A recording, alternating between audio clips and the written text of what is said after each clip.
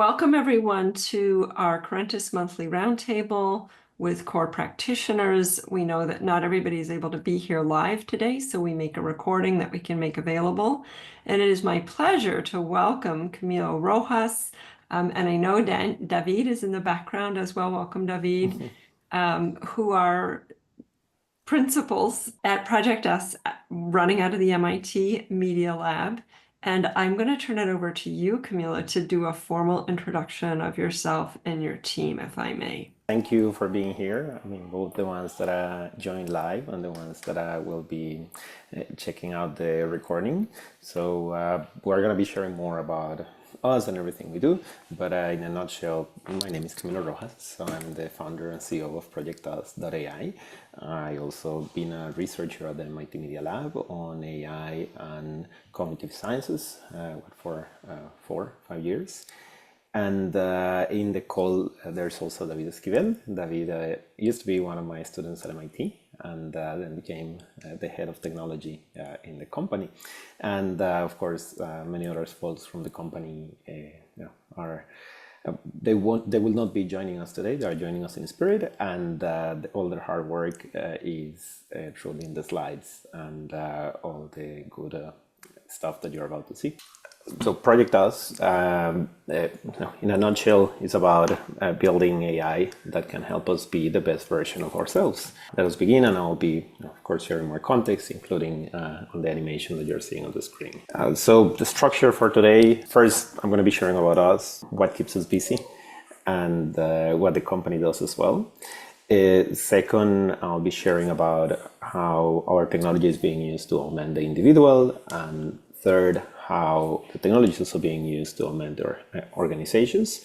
And fourth, we'll leave it open for Q&A. So first, a couple of invites before we proceed. In a month, we're going to be presenting in San Francisco at the Human Tech Week. So it's all around technology for human augmentation. And I love this particular venue because it's particularly quite mindful in terms of preserving the human part of being human, right? We hear a lot on AI that is about automation, that is about replacing, and this venue is a lot more on how can we use AI to help us thrive, to help us be our best selves at work, with the family, and in all our all the different spheres of our lives. The lineup is incredible. We have a bunch of our personal heroes, professors from MIT and Stanford in particular, also CEOs and other executives. So it's going to be quite interesting, and we are going to be on the stage for 2 sessions. So do join us if you are in the neighborhood. The second one, I'll be sharing more at the end, but if anything that we're going to share rings a bell and you're interested in working together, please send a note. Our bread and butter is truly on supporting people and organizations to build emotional intelligence skills. So without further ado, let's begin. So if we're going to share what keeps us busy in one liner, it will be truly on bringing to the world an AI system that is trying to help us humans become the best versions of ourselves. Now, I'm gonna leave you with that phrase. We'll go back to it in a second. But first, a little bit about who am I, who are our colleagues and the company. So about myself, I have a background on physics, electronics, computer science, machine learning, and cognitive sciences. I did a 4-year postdoc at the MIT Media Lab on basically the first step was on how can we use AI for building emotional intelligence, and particularly focused on empathy. That's how I ended up building a group that had more than 40 researchers, and we also got quite a bit of support from the National Science Foundation on how to build and scale this. That we began on this effort in 2019. Now, more on where this comes from. So our roots are in this particular group at the MIT Media Lab. It's called Fluid Interfaces. So I do encourage everyone just to Google the name Fluid Interfaces MIT Media Lab. The group is, let's say, the realization of the vision of Patty Maas. So Patty just received the last week the Lifetime Award because she created the foundations of AI agents. So she has been working on agents since the 80s. And now they became a huge thing. And we particularly love that Patty has always had this angle of, she went to MIT in the 80s to work on AI because it was the mecca already. And what she saw was that everyone was working on AI to basically replace people. And since then, really her life's work has been on how can we use AI to help really people build the skills in areas that matters the most: memory, attention, communication, empathy, and so on. Do check out the group. There's a lot of work in different areas on how can we use AI and technology for, helping people become the best version of themselves. Now, this is our DNA. Now, a little bit of our research and development process. So it's an interesting story. When I joined MIT, we didn't quite know how to take the first step. We had many good intentions, but it's difficult to, how do you put together an experiment and a prototype to take a first step? So we actually began with couples therapy, working with clinical psychologists that were specialized in couples therapy and that wanted to bring AI to their practice. We literally had a study room in the media lab. We'll bring couples. We created a protocol to trigger conflict, and we would study how AI-mediated feedback could help them navigate the conversation towards a better outcome. So we had the pleasure of hosting Julie at the Media Lab a few months ago. We gave her the tour of the building, and we actually passed by this very study room. And back then it was pre-pandemic, so we were working with just many different ways of giving feedback to people, including wearables, and that's how we started publishing academic papers. It went really well, but then the pandemic came. So it was impossible to do experiments in person anymore or use wearables at all. So we completely ditched the wearables, and we created a platform that basically gives feedback to people during online interactions. It gives them feedback on, it analyzes, for example, the tone of voice, the choice of words, the body language, the behavioral patterns, and this enabled us to scale up the experiments. So it was somehow a blessing in disguise. Then something quite interesting started happening. People started telling us, hey, my manager could be using this in all those experiments about empathy and communication. That's when we saw an opportunity to support people in the workplace. So around 2022, we took the first step of deploying in the workplace with a Wise line. So they have a few thousand employees, a Silicon Valley company. It went really well, and we continued expanding since then. So in a nutshell, the way it works is that you have it's basically a piece of software that you install in your computer. It's going to analyze and the tone of voice, body language, behavioral patterns, choice of words. It's going to process these to basically identify complex behaviors, and it's going to share feedback, or let's say bring self-awareness about those behaviors. And as we create this loop to help an individual improve, we also enable organizations to improve. And something that you're going to see more throughout the presentation is that this also gives the system a bird's eye view of the organization in order to identify best practices and how they can be, for example, share across departments to reduce the silos. So a few thoughts on what we do is different.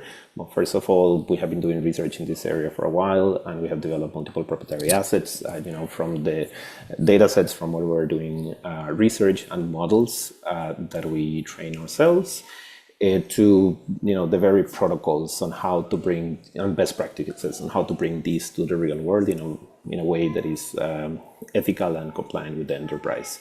Second, our philosophy of really creating a tool for self-growth. So a tool that is led by the individual, and that has confidentiality and privacy first and foremost. It's truly about helping the individual grow, and as a result of that, supporting the organization. Now, as well, I'm going to share more and more about several success stories in terms of how we have been able to support individuals and how we have been able to support organizations. I think a beautiful thing of the type of work that we do is that as we continue working, this value basically compounds and accelerates, and it's what we have been experiencing the last few months. Also super important, high accessibility. Truly the idea was to bring something that could democratize feedback and that could make it more accessible to everyone in an organization basically at any moment when they feel they need it. Bird's eye view, from 2018 to 2023, we did our research and experiments at the MIT Media Lab in 2023. We raised, well, first of all, we got several grants from the National Science Foundation to support the commercialization of the technology, and we also raised capital from investors. And that all went really well, so we were able to spun off and continue deploying in the real world. And today we're proud to say that we're helping in thousands of meetings in their workplace. So one more important thing is all our work on, by the way, you may hear my kid in the other room. It's hard to put a mute on him. So hope it's not too disruptive. But yeah, I was saying that we have this strong pillar of work on AI for good. We received an email the last year from the United Nations asking us to be part of their AI for good efforts. And since then, we collaborate on best practices, regulation, and basically supporting other organizations on how to bring AI into the real world in a way that is for good, meaning ethical, legal, and with an angle of self-growth. And they feature us in between Microsoft and the government of Canada, so that was quite cool. Now, besides that, we have received recognitions from NVIDIA, the National Science Foundation, South by Southwest, etc., etc. Now, here, so a little bit about what means when we say augmenting. So I wanted to meet Simon. He's one of our users. So the last year we had Julie in this slide, by the way. Big shout out to our first model. Thanks, Julie. I mean, it's still one of our very dear users. It's a pleasure, but I'm so excited to see somebody else's experience. Yeah, I mean, as Simon, he has been using the system quite intensively, since November. So he is a pharma chief people officer. Previously, he was at Merck, COVID, Therapeutics, Rhythm Pharma, etc. And he's also an executive coach. So I thought about, highlighting him as it represents a number of the personas in the Corentus ecosystem. The way Simon is using ProjectUs, well, first of all, he engages with ProjectUs.ai and defines his growth objectives. Then lets ProjectUs.ai run during his daily calls and analyze his bias signals. And third, the system is going to share feedback on his progress and actionable suggestions. I have been using the system during this presentation, so wanted to just walk you a little bit through the dashboard. So first of all, the system has been analyzing only my side of the conversation. That's quite important. It's something that enables the system to to enable people to have a safe space and get feedback on their own data. It's basically like you wearing a Fitbit. The idea is that if you don't need to ask for permission of others to wear a Fitbit and analyze your own data. So we wanted to create a similar safe space. I've been talking most of the time, so I've been listening only 1% of this time.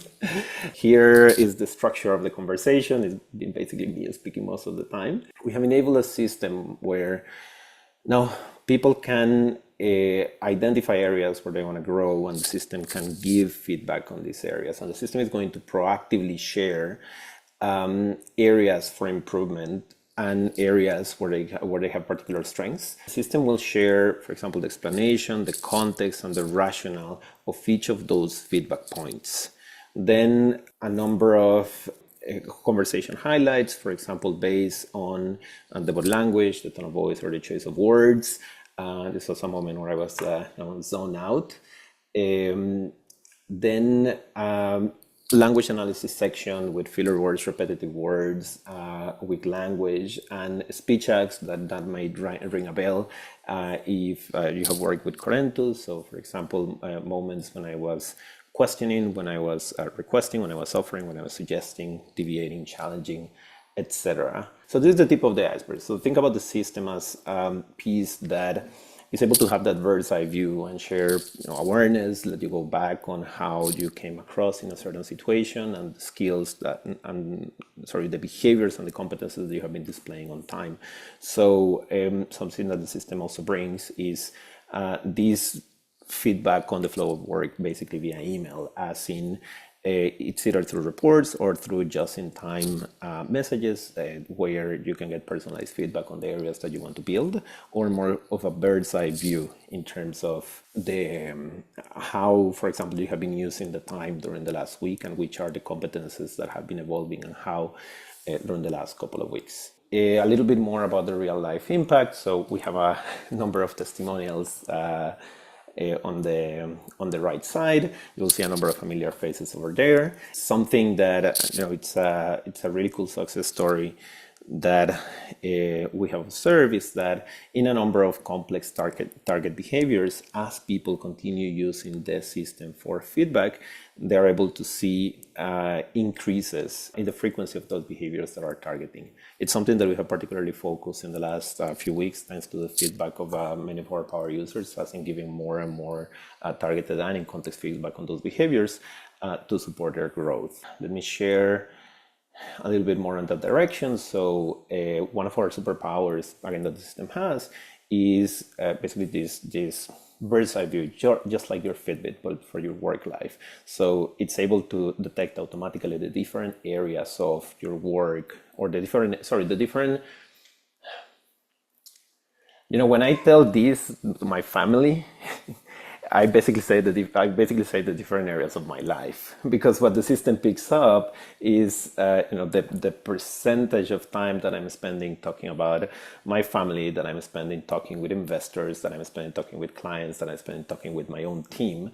And for each of those different areas of my life, it slices and dices in a heat map those behaviors, how those behaviors change. They tell me basically how am I a different person in these different areas of my life. It's a good segue in terms of, we're at a moment where we have been creating this feedback loop for the individual and supporting the individual on this self-growth process. But this, of course, brings important consequences for the organization. So this is the animation that you saw at the beginning.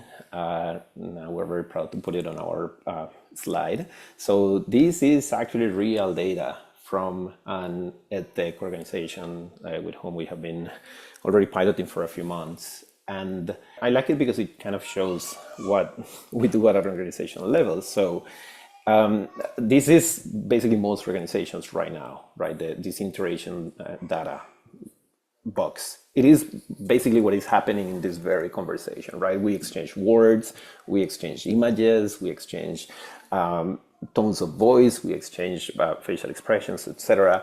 The data is being exchanged in real time. You are going to leave this conversation with a number of impressions and maybe with a number of reflections about yourself, and that's pretty much it. That's what often happens in work meetings. We live in this universe that is at the left. Again, this is real data. Each point is basically words, it's tone of voices, it's facial expressions that an organization was exchanging for months while using our system. So what the system does is that it's going to start identifying a large list of complex behaviors, and those behaviors map to multiple competences, and then those competences map to actionable advice, meaning areas where a cohort or a team can improve, or for example, strengths, or areas where they are trying to improve and they are finding challenges, and the system is able to systematize it in these boxes. So for example, a little bit more about this client. So in their case, they have been working on three particular areas. So first of all, this data is mostly from, I think, 6 particular weeks where let's say they were working with us to do periodic check-ins in terms of how the organization has been evolving. A number of bird's eye view knowledge pieces that the system extracted is that, first of all, they are being very successful on rapid transformation towards be more decisive as a team, but the team is basically struggling with the lack of clarity in many directions. So the system is being able to pick up moments when decision making is happening and how they have been evolving on time, and also the communication style, how they have been conveyed. So in this case, more with a directive style. Now, they're also struggling in terms of fostering inclusive behaviors and encouraging the team. So this is also something that the system was able to detect, how these behaviors started increasing during these weeks. And this also includes analysis on motivational language and emotional support. But they still remain modest, and now they are taking more decisive actions in this direction, and we expect that in the next checking we're going to see a faster increase. Now they are trying to catalyze all this transformation with less imperative, let's say with less urgency and commanding language, but a little bit more focus on trying to understand what are the individual challenges and unblocking them. So they were also able to see that this strategy is actually being implemented, and we are helping them to monitor the consequences of it. Now, this is another bird's eye view of the same organization, and the idea, again, is that the system is able to aggregate the behaviors across cohorts and give you the x-rays of how it is and how it has been evolving throughout weeks. And you can get this visibility basically week by week and slice and dice on different cohorts. So, as a nutshell, this is what is keeping us busy, and our vision and what we are working and what we are feel that we are already being able to bring to the world is the first AI to help people gain self-awareness in the spirit of helping us become the best version of ourselves, and also support organizations in their improvement journey. Of course, if you're interested, please do reach out. And here I'm going to make a pause, and happy to address any questions that you may have. Thank you so much, Camilo. Questions, observations, folks? Okay, I've got a question. Yeah, please, Peter. Good seeing you. I'm so impressed with such feedback of information, and I'm wondering about, I'm thinking about that circle. If there might be a fourth step there, which looking at and working with the recipient it could be even in a coaching to kind of focus on, when some of the terminology that's used, and how does that translate specifically to what they might do differently, or where they might learn more about what that feedback is all about. Because there's so much, it seems like there's a lot of feedback coming back, and there's so much potential there. I'd be worried about missing some of that good feedback in terms of how it impact my specific behavior. You know what I'm saying? I think I do, but I think the question can be interpreted in a number of directions. So let me maybe take a stab at answering, and you let me know if it makes sense, or at least expanding more. I think one of the biggest challenges in this journey has been what to do with so much feedback. Like in the early prototypes, the feedback that we hear, for example, from Julie, Tosca, Janice, a number of people that have very, very kindly shared their time and advice was like, it's overwhelming. there's just a lot in the dashboard. There is only as much that a person can absorb. There's only as much that a person can be open to absorb, both intellectually and emotionally. So that has been a challenge, and the direction that we took, mostly in the last few weeks, and that you are going to see more and more in the system, is basically the self-driven aspect, as in letting the individual decide more and more the areas where they want to focus and the areas where they want to grow, and just target the feedback um, on these particular competences. The other direction that has been quite important is introducing it in the flow of work, and in a way that is aggregated first and that lets individual just double click and zoom in and start, take it from there to start looking on their dashboards. So that's at the individual level, and then on organizational level, we have been doing a lot of work in terms of engaging with the decision makers, trying to understand what are they trying to achieve in the organization and how we can help with their specific challenges when it comes to building the organizational dashboards. Yeah, I just a number of comments, but Peter, do let me know if this is in the direction that you intended. Yeah, that helps. And so that there be an potential individual follow-up as well as an organizational one. So that if you're seeing themes within an organization, then that can be, focused in terms of use of directive language or whatever it is that they sort of pops up as areas where there might be some potential for improvement. Yeah, yeah, absolutely. And sorry, Judy, just 1 second, if I recall correctly, Peter, something that we spoke about quite a few months ago is that you have a particular focus in healthcare.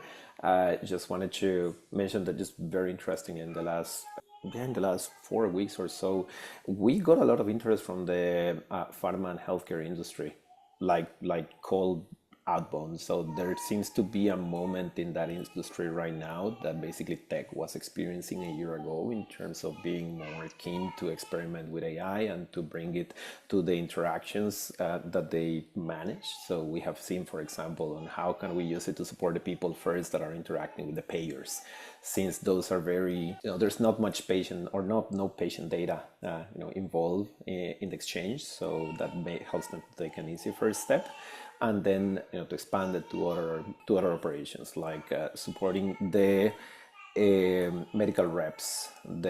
Much of their work is basically on building strong relationships with the doctors, and that's what drives the revenue of many of these pharma companies. So we were seeing a very interesting moment in the pharma and healthcare industry. Thank you for sharing that, Peter. One of the things that came up for me in your question too was, and Camilo, maybe you already have an answer to this, but in that circle, where does a coach fit into that process, and what are some of the interfaces we might have either through our client or approved by our client with the dashboard and data that are coming in so richly? Thank you so much, Judy. And we actually love the guidance of the coach in that direction. As in, we have experimented with a few models, like, for example, giving the option to the client, depending on where they are in the journey, to embed it in their team coaching, and having the coach facilitate or help them to understand the feedback.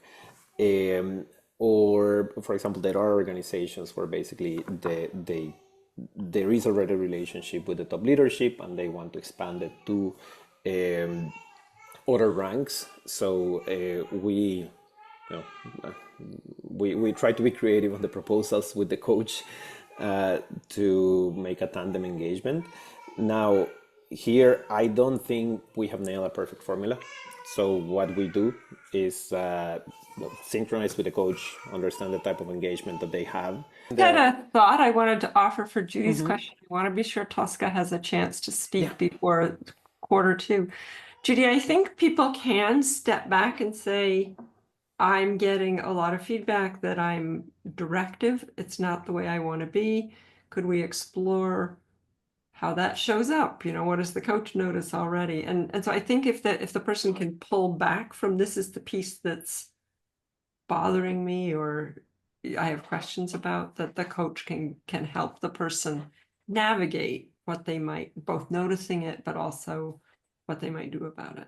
Yeah, Julie, thank you for naming that. Because when I was thinking, especially like sort of that one-on-one coaching, especially when you're working with leaders and executives, that one of the disadvantages of we only hear it through the client, right? We don't have any data around how's that pulling. Yeah. And they don't, maybe they don't take in human feedback, as well as if the listening track is, 25% listening day in and day out, becomes incontrovertible. Camilo, I'm a little out of touch. So I noticed that the system now seems to offer more team level data, right? Not just individual. You've emphasized that a few times.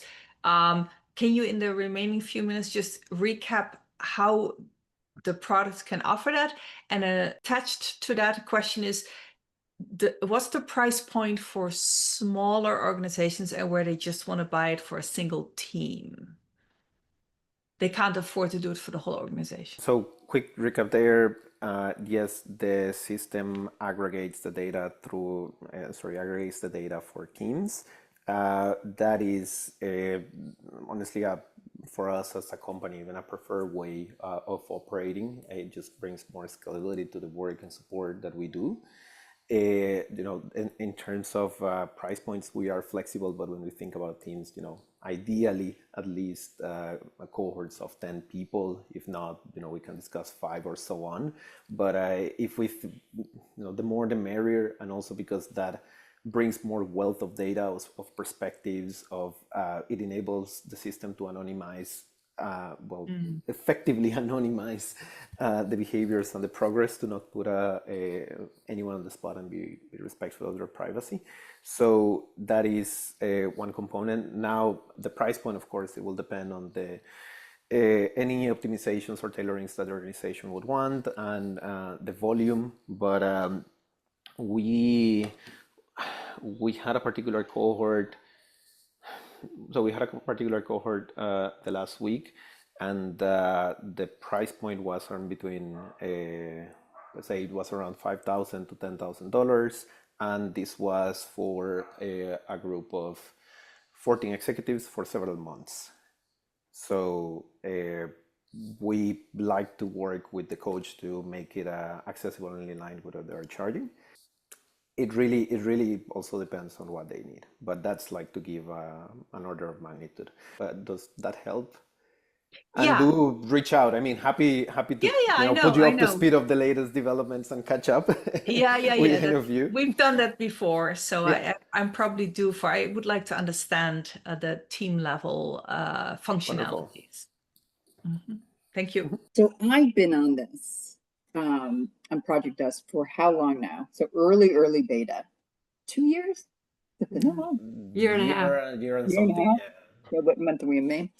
And it's made a huge difference. And I use it for so many different reasons, including just double checking my awareness, my interpersonal awareness of what I thought occurred in the call, to go back. And it's just super helpful in so many different arenas. And you can't not look at the news and see how AI is changing the the way we work. From 2 articles in the New York Times today talking about how the lower rungs of employees, or in lower rungs of early level or entry level positions, are being pretty much taken away, which means people need to go to higher levels of value. And one way to go to a higher level of value is to increase your ability to engage, into listening, into being empathetic, into working better with people.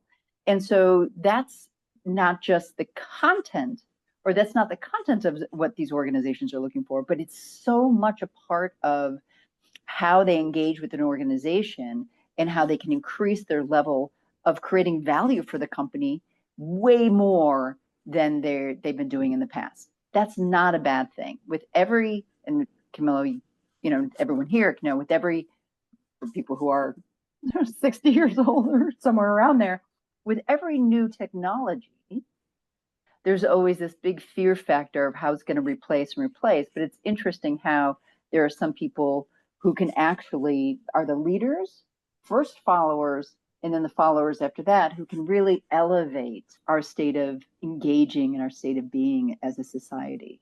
And if we can really help bring this message forward of, hey, here is a way in which we can help, students, we can help early employees, really get a sense of how they're communicating with one another, it's going to be easier for them to elevate their value in an organization. And that's what it's about. So much of the fear factor of these articles about it's being taken away from. Elevate. You can do it. Going to need more input because we haven't grown up with this as much as, you know, this next generation. But for right now, we didn't grow up with that. So people are sort of against it because it's new. But if we can learn, utilize these tools to help us get to another level of communicating and working better with teams, it's a win-win for everybody. So with that, I thank you, Camilo, for bringing this to the world. Let's get this out there. Let's get people really, you know, using it. I think it's really important. Thank you, David and Camilo. It's so good to see you both. Yes. Thank you so much. I'm for putting this excited. I together, love everybody. your swim lane video picture. I think that really, really creates a case and a case for using it across an organization. Your case study is a really good one. Thank you.